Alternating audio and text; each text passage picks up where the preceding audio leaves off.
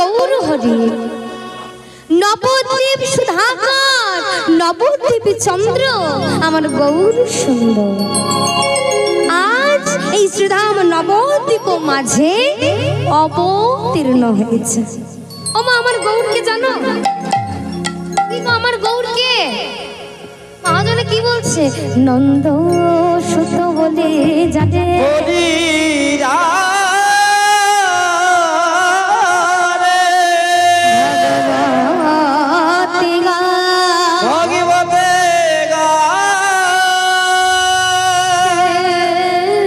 কৃষ্ণ অবতীর্ণ চৈতন্য গোসাই চৈতন্য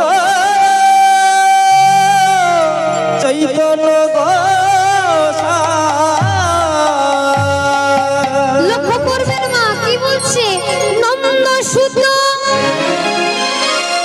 অর্থাৎ নন্দ মহারাজের পুত্র শ্রী গোবিন্দ। আমি একটু আগে বলছিলাম না, সেই তো এসেছে। কে এসেছে? ব্রজেন্দ্র নন্দন ধন। কে? গোবিন্দ। গোবিন্দের পিতার নাম কি? নন্দ। নন্দ মহারাজের পুত্র গোবিন্দ। সেই গোবিন্দ এই কলিযুগে মহাপ্রভু হয়ে এসেছে। ওমা আমার গৌর কি একা এসেছে? আমার গৌর সুন্দর একা আসেনি, রাধা কৃষ্ণ মিলিত তনু হয়ে আমার গৌর হরি এসেছে। তামা আমার গৌর এলো কেন সাদের বৃন্দাবন ছেড়ে? গৌর আসার কি কোনো প্রয়োজন ছিল? গৌর কেন এলো এই নবদ্বীপে? মহাজন বলছে গৌর দুটি কারণে গৌর হয়েছে। যদি বলো কি কারণ? এক এই কলির জীব উদ্ধার করতে, আর এক হলো নিজের মনোবাঞ্ছা পূরণ করবার জন্য। লোভে পড়ে গৌর হয়েছে। আপনারা বলবেন আমরা এই প্রকৃতির জীব, আমাদের লোভ হয়, তাই না? মা আমার সাথে কথা বলতে হবে, চুপচাপ দেখলে হবে না। কয়েকজন বললে তো হবে না, একটু ঘাড়টা হেলাবেন। মুখে না বলুন, মুখে আমি বলতে জোর করব না, একটু ঘাড়টা নাড়ালেই হবে। তাহলে একভাবে তাকিয়ে আছেন তো ঘাড়ে লেগে যাবে। তাই একটু ঘাড়টা নাড়িয়ে আমার সাথে একটু কথা বলবেন। হ্যাঁ, চুপ করে বসে থাকলে ভালো লাগে না দেখতে। নইলে ওই চুপ করে, রাত্রি তো অনেক হয়েছে তাই না? এই রাতে সবাই যদি এখন বাড়িতে থাকতাম, সবাই কি করে? ঘুমায়। তো এই রাতের বেলায় এখন কীর্তন শুনতে এসেছেন, সবার তো ঘুম পেয়ে যাবে যদি কথা না বলেন, তাই না? এরপরে আবার রাসলীলা আছে, যাতে ঘুম না পায় সেই জন্য আমার সাথে কথা বলতে হবে। তা মহাজন কি বলছে? গৌর হরির লোভে পড়ে গৌর হয়েছে। তা বাবা আমাদের লোভ হয়, আমাদের কিসের প্রতি লোভ হয়?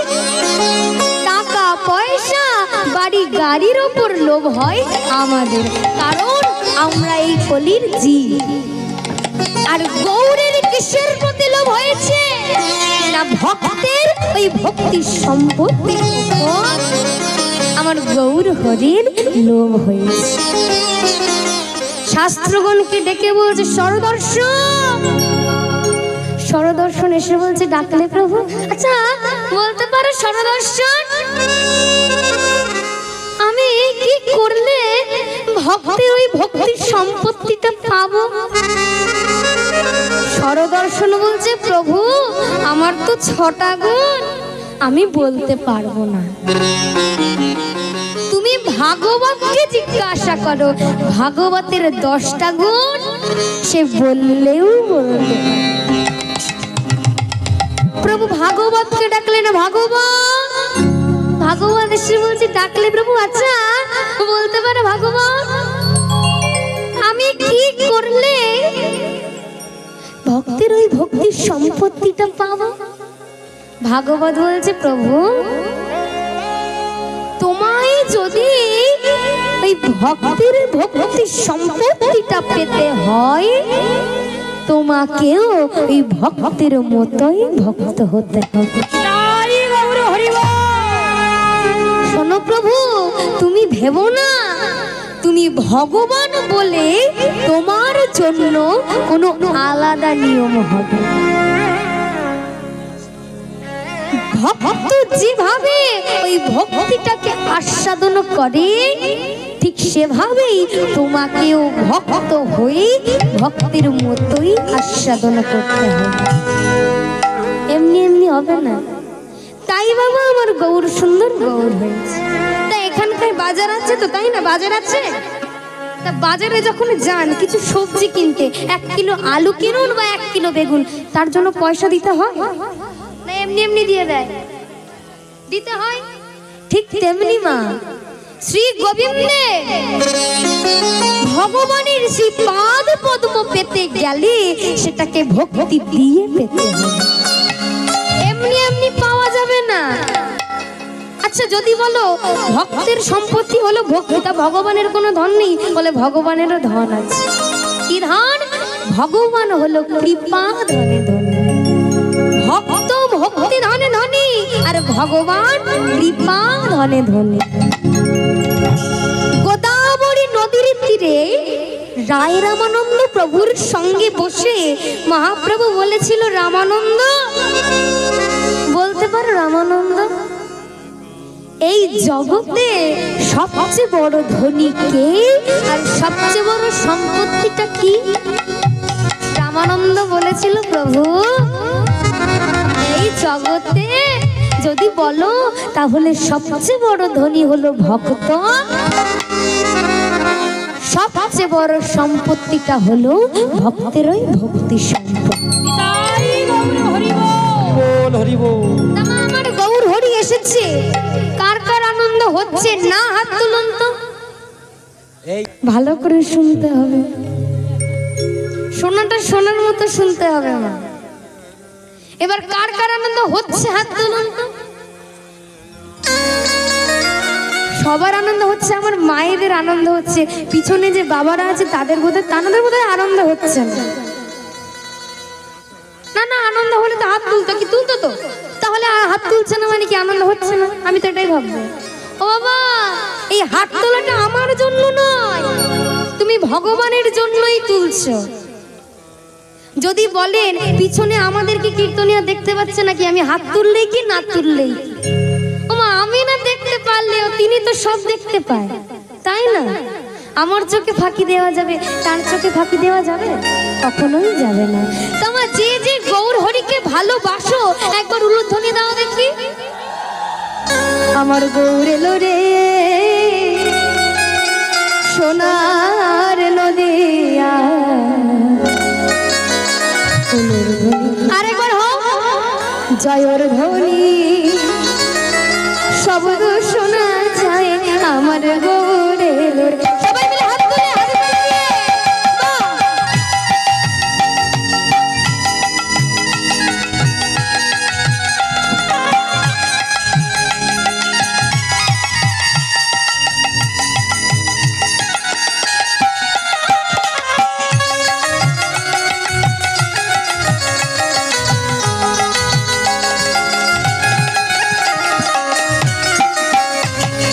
গৌর এলো রে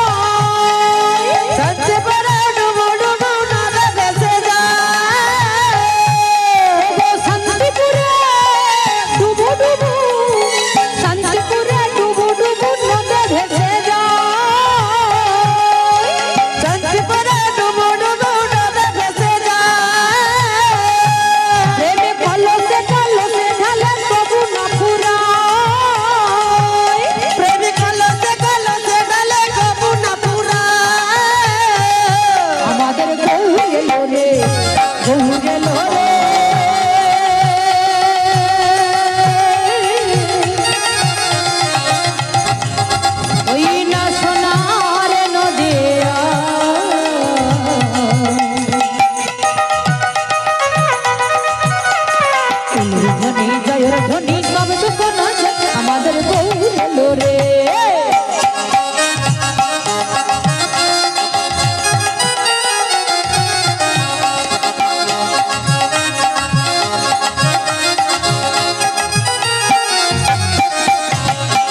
সোনার বরণ গৌরম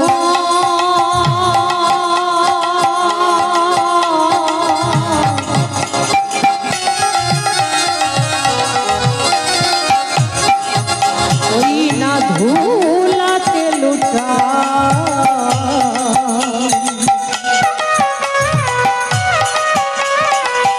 জগৎ জীবে উদ্ধারিতে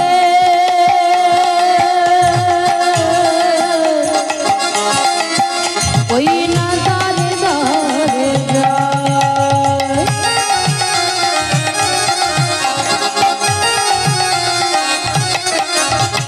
সোনার বদল গৌরামা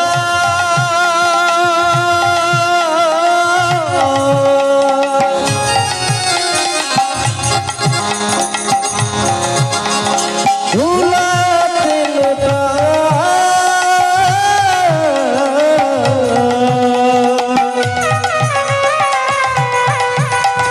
জগতি বেদারে দারে উদারিয়া যায় হরি নামের মালা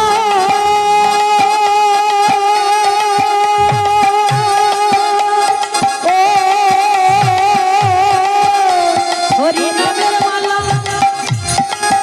হরি নামের মালা সঙ্গ করে হরি নাম মিলায় হরি নাম মিলায়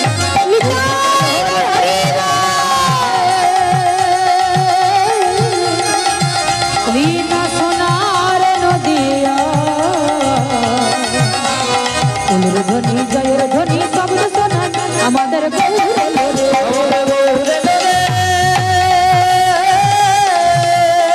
সোনার নদিয়া উলুধনি সংশোধনী শব্দ শোনা যায় আমাদের গৌরে এলো রে। কেউ আসেনি? কে এসেছে? নিত্যানন্দ প্রভু। ওমা, আমাদের জগৎগুরু কে গো?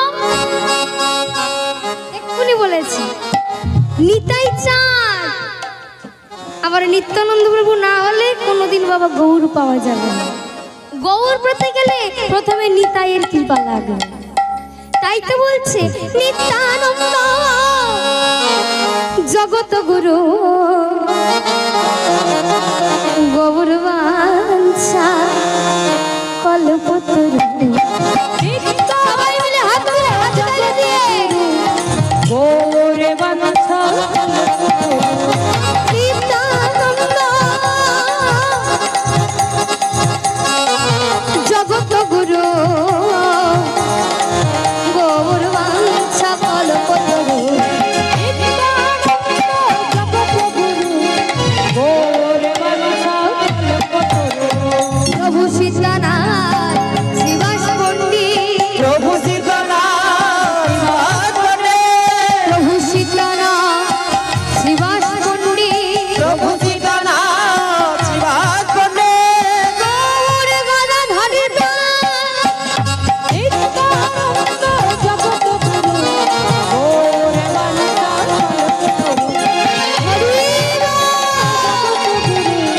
গৌরে বাঞ্ছা কল্পতরু। নিত্যানন্দ জগত গুরু গৌরে বাঞ্ছা কল্পতরু। আমার নিত্যানন্দ প্রভু। তামা আমার গৌর হরি কত দয়াল, কত করুণাময়। আমাদের মতো কলির জীবের জন্য নিজ হাতে 8টি শ্লোক বর্ণনা করলেন। যারা ভালো করে শুনবেন কি বলছে। চেত দর্পণ মার্জন ভব মহা দাবাগ্নি নির্বাপন শ্রেয় কৈরব চন্দ্রিকা বিতরণ বিদ্যাবধূ জীবন আনন্দম পরিবর্ধন প্রতিপদ পূর্ণামৃত আস্বাদন সর্ব আত্মা স্নাপন পরম বিজয়েতে শ্রীকৃষ্ণ সংকীর্তন। কি বলছে? চেত দর্পণ মার্জন। চেত কথার অর্থ কি মা? চিত্ত বা মন। আর দর্পণ মানে আয়না, মার্জন মানে পরিষ্কার করা। তা প্রাকৃত জগতে বাবা আমরা কিসের দ্বারা মুখ দেখি? আয়নার দ্বারা। তা সেই আয়নায় যদি ধুলোবালি পড়ে আমার মুখ দেখা যাবে? কোনোদিন যাবে না। নিজের মুখটিকে দেখতে গেলে স্বচ্ছ বস্ত্র দিয়ে, স্বচ্ছ কাপড় দিয়ে আয়নাটিকে পরিষ্কার করতে হবে, তবেই কিন্তু বাবা আপনি আপনার নিজের মুখ দেখতে পাবেন, তার আগে পাওয়া যাবে না। ঠিক তেমনি আমাদের এই মনরূপী আয়নার উপর যে ধুলো পড়েছে, ওমা কিসের ধুলো গো? কামনা, বাসনা, লোভ, লালসা, অহংকারের ধুলো পড়েছে আমাদের এই মনরূপী আয়নার উপর। এই ধুলো কিভাবে পরিষ্কার করব মা? স্বচ্ছ বস্ত্র দিয়ে পরিষ্কার করা যাবে? কোনোদিন যাবে না। এই ধুলো পরিষ্কার করতে গেলে একমাত্র হরি নামের দ্বারাই পরিষ্কার করতে হবে। আবার কি বলছে? ভব মহা দাবাগ্নি নির্বাপন। ভব মহা দাবাগ্নি। বাবা দাবাগ্নি কথার অর্থ কি? দাবানল। আমরা বইয়ের পাতায় পড়েছি গাছে গাছে ঘর্ষণ লেগে যে আগুনের সৃষ্টি হয় তাকে দাবানল বলে। কি তাই তো মা? লক্ষ্য করবেন মা, এই দাবানলের আগুন সহজে নেভানো যায় না। যত বালতি বালতি জল ঢালুন না কেন, কোনো দিন দাবানলের আগুন নেভানো যাবে না। তাহলে কিভাবে নেভাবো? না একমাত্র এই ধরনী এই পৃথিবী থেকে যদি বৃষ্টি পড়ে তবেই বাবা এই দাবানলের আগুন নেভানো যাবে। ঠিক তেমনি মা আমরা যে এই সংসার দাবানলে দাও দাও করে জ্বলছি, এই সংসার দাবানলের আগুন আমরা কিভাবে নেভাবো? বৃষ্টি পড়লে নিভবে? কোনোদিন নিভবে না। এই আগুন নেভাতে গেলে একমাত্র এই হরি নামের দ্বারাই নেভাতে হবে।